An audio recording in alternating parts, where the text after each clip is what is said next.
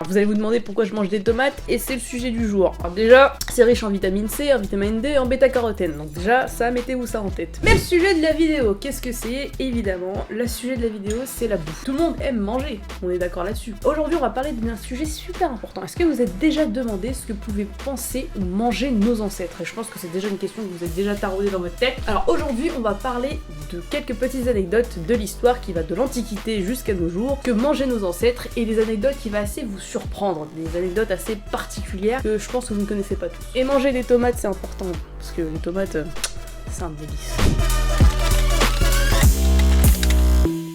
Dans l'Égypte antique, on appelle la bière épaisse et mousseuse le pain liquide. Dans l'Égypte antique, la bière était une boisson essentielle, consommée par toutes les classes sociales, et elle est parfois appelée le pain liquide. Elle était épaisse et faite d'orge fermentée, qui offre non seulement une nutrition, mais aussi de l'hydratation. La bière avait également une signification culturelle et religieuse, utilisée dans différents rituels et célébrations. Bon, en Grèce antique, vous allez me dire que c'est tout à fait normal que les inégalités entre femmes et hommes subsistent. Or, savez-vous qu'au niveau de l'alimentation, c'était pareil, c'est-à-dire que les femmes avaient une ration alimentaire beaucoup plus nette inférieure que les hommes, car on estimait qu'une femme n'avait pas autant de besoin qu'un homme d'avoir autant de protéines, etc. Dans la Grèce antique, ces différences alimentaires sont influencées par des rôles de genre traditionnels. Les hommes étaient généralement responsables des activités extérieures et avaient accès plus facilement à des repas copieux, tandis que les femmes étaient souvent confinées au foyer et pouvaient avoir des portions d'alimentaires beaucoup plus modestes. Bon, je vais vous parler d'un aliment assez particulier que les Romains adoraient. Ça s'appelle le garum. Le garum est aussi appelé le licamen. C'est une sauce, un principal condiment utilisé à Rome, qui était composé de chair et de viscères de poisson, voire d'huîtres, ayant fermenté longtemps dans une forte quantité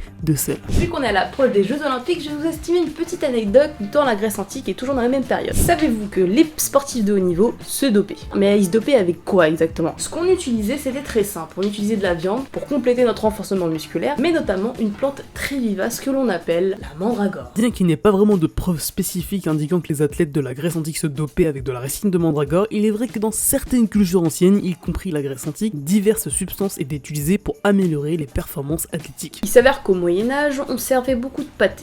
Un pâté rempli de petits oiseaux vivants que lorsque l'on découpe le pâté, les petits oiseaux s'envolent. Lors des banquets à partir du Moyen-Âge, de nombreux membres de la famille royale de la haute société utilisaient des tartes animées comme divertissement. Dans ces tartes animées vivaient des lapins, des grenouilles, des tortues, des oiseaux et d'autres petits animaux qui échapperaient à l'emballage de la tarte pour le plus grand plaisir des invités. Les peuples d'Asie nomades voyageaient beaucoup à cheval, et du coup, forcément, qui dit cheval dit énormément de kilomètres à voyager, etc.